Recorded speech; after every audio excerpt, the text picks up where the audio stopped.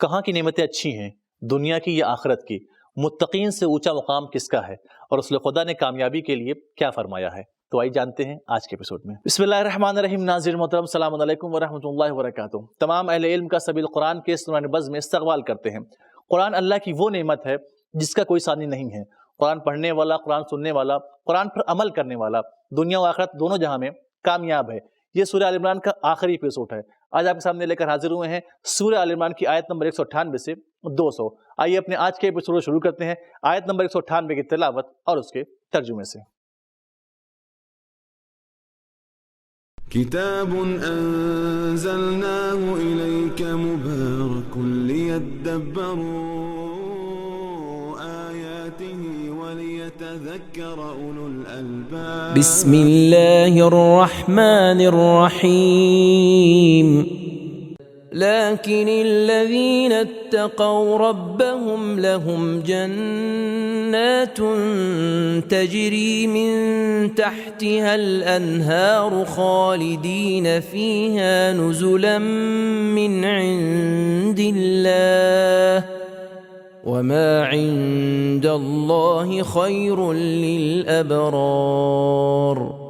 لیکن جو بھی اپنے رب سے ڈریں ان کے لیے ایسے باغات ہیں جن کے درختوں کے نیچے نہریں جاری ہیں اور وہ ہمیشہ کے لیے ان میں رہیں گے۔ یہ خداوند کریم کی طرف سے ان کی سب سے پہلی میزبانی ہوگی، اور جو چیز خدا کے ہاں ہے وہ نیکوکاروں کے لیے سب سے بہتر ہے۔ اس آیت میں خداوند رحمان الرحیم نے اپنے چاہنے والوں کے لیے ایک اہم نقطہ رکھا ہوا ہے۔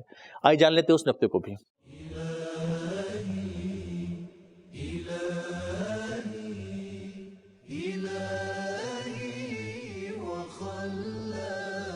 نزل وہ پہلی چیز ہوتی ہے جس کے ساتھ مہمانوں کی مہمان نوازی کی جاتی ہے۔ گویا اللہ تعالیٰ اس تعبیر کے ذریعے یہ کہہ رہا ہے کہ کفار کی تجارتی سرگرمیوں کی وجہ سے تم ایمان و تقوی کو ہاتھ سے نہ جانے دینا، کیونکہ جنت کے باغ تمہاری میزبانی کی شروعات ہے۔ بہترین تلاوت، ترجمہ، اس کے ایک نقطے کو جان لینے کے بعد آئیے اب جان لیتے ہیں اس کے اہم پیغامات کو بھی۔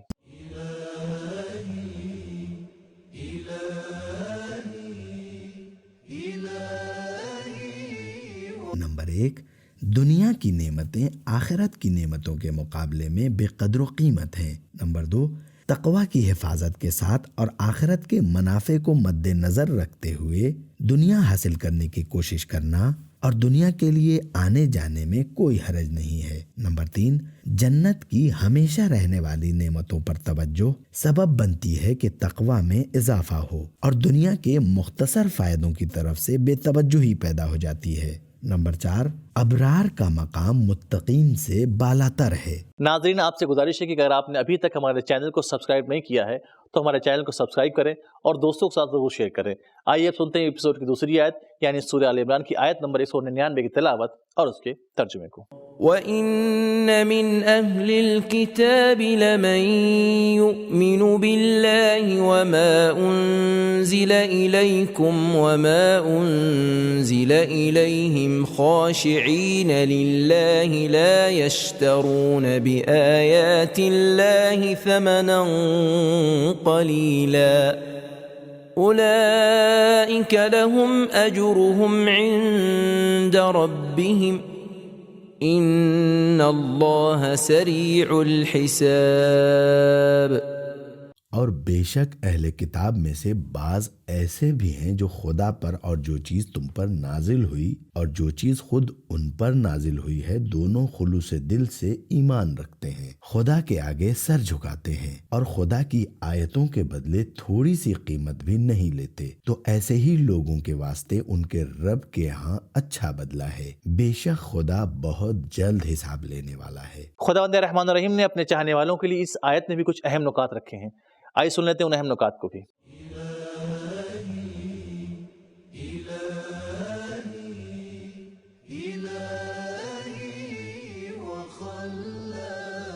بعض مفسرین اعتقاد رکھتے ہیں کہ یہ آیت اہل کتاب کے بعض افراد کے بارے میں نازل ہوئی ہے جو اسلام کی طرف مائل ہوئے۔ وہ اہل نجران میں سے 40 لوگ، حبشہ سے 32 لوگ اور روم سے 8 لوگ تھے۔ تفسیر مجموع البیان و کبیر فخر رازی۔ لیکن کچھ دوسرے مفسرین کہتے ہیں کہ یہ آیت حبشہ کے بادشاہ نجاشی کے بارے میں ہے جو سن 9 ہجری ماہ رجب میں وفات پا گیا۔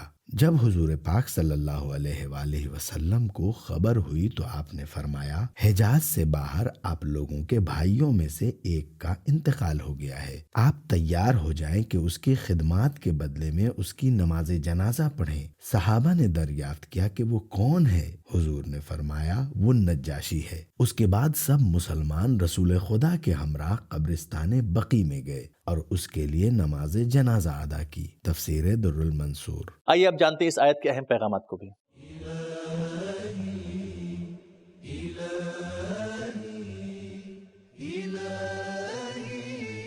نمبر 1، ہر جگہ انصاف کی رعایت کرنی چاہیے اور اہل کتاب میں سے اچھے لوگوں کی تعریف کرنی چاہیے۔ نمبر 2، ہر مکتب میں وقت کے ساتھ ساتھ کچھ چیزیں کم اور کچھ چیزوں کا اضافہ ہوتا ہے۔ اگر کوئی گروہ ایمان نہیں لاتا اور حقائق کو چھپاتا ہے تو اس کے بدلے میں کوئی دوسرا گروہ خضوع و خشوع کے ساتھ ایمان لاتا ہے۔ نمبر 3، ایسا ایمان اہمیت رکھتا ہے جس میں خشوع ہو، خاشعین، اس میں جامعیت پائی جاتی ہو، ما انزل الیکم وما انزل الیہم، پائیدار و مستحکم ہو، مادی مسائل کی وجہ سے تبدیل نہ ہو جائے۔ نمبر 4، دین فروشی کے بدلے میں جو بھی قیمت ادا کی جائے کم اور ناچیز ہے۔ تو ناظرین آئیے اب سنتے ہیں سورہ آل عمران کی آخری آیت کی تلاوت اور اس کے ترجمے کو۔ يا أيها الذين آمنوا اصبروا وصابروا ورابطوا واتقوا الله لعلكم تفلحون۔ اے ایمان والو، مشکلوں اور خواہشوں کے سامنے پائیداری دکھاؤ، یعنی دشمنوں کے مقابلے میں ڈٹ جاؤ، دوسروں کو صبر کی دعوت دو، سرحدوں کی حفاظت کرو اور خدا ہی سے ڈرو تاکہ تم کامیاب رہو۔ تو ناظرین آئیے سورہ آل عمران کی آخری آیت کے نکات کو بھی جان لیتے ہیں۔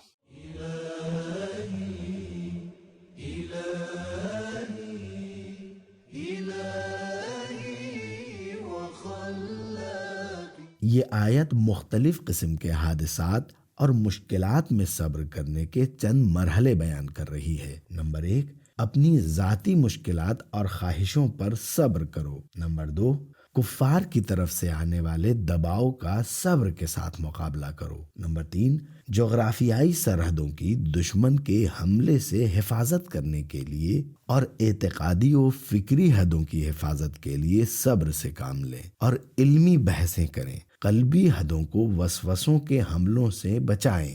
رابطو کا کلمہ رباط کے مادے سے ہے جس کے معنی کسی چیز کا ایک مقام پر جم جانا ہے۔ کاروان سرا یعنی مسافر خانوں کو رباط بھی اسی وجہ سے کہا جاتا ہے کہ وہاں قافلے آ کر ٹھہرتے ہیں، اپنا مال تجارت گھوڑے اور اونٹوں سواری کو ٹھہراتے ہیں۔ اسی طرح اس دل کو بھی رباط کہا جاتا ہے جس کا اللہ تعالیٰ سے اور اس کے لطف و کرم سے گہرا رابطہ ہو۔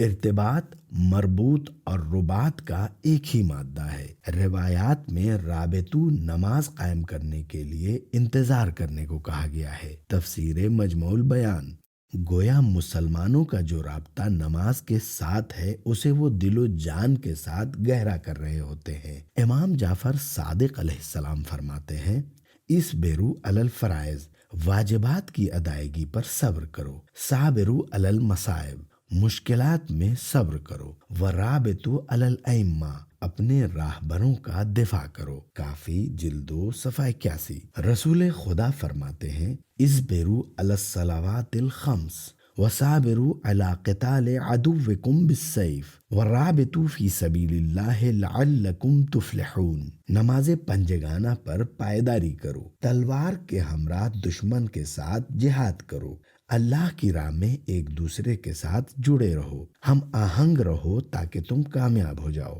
در المنصور جلد 2 صفحہ 418۔ سورہ آل عمران کی آخری آیت کی تلاوت، ترجمہ اور اس کے نکات کو جان لینے کے بعد آئیے جان لیتے ہیں اس کے اہم پیغامات کو بھی۔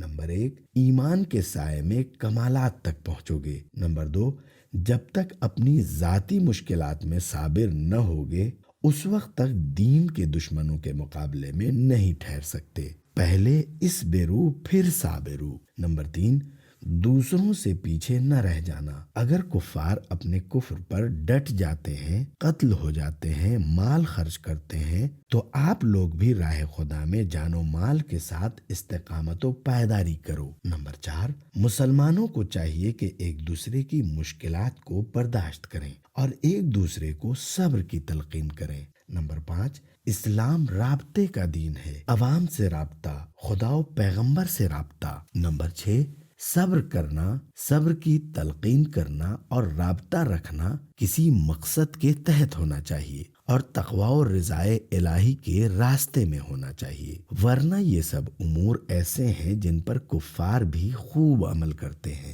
نمبر 7، دین اسلام میں جامعیت ہے، صبر و تقوی کے ساتھ ساتھ سرحدوں کی حفاظت پر بھی توجہ ہے۔ نمبر 8، تقوی ایمان سے بلندتر مرتبے کا نام ہے۔ نمبر 9، سعادت و کامیابی تک پہنچنے کا ذریعہ صبر ہے۔ تو ناظرین، ہم نے جانا کہ دنیا کی نعمتیں آخرت کی نعمتوں کے مقابلے میں کچھ بھی نہیں ہیں۔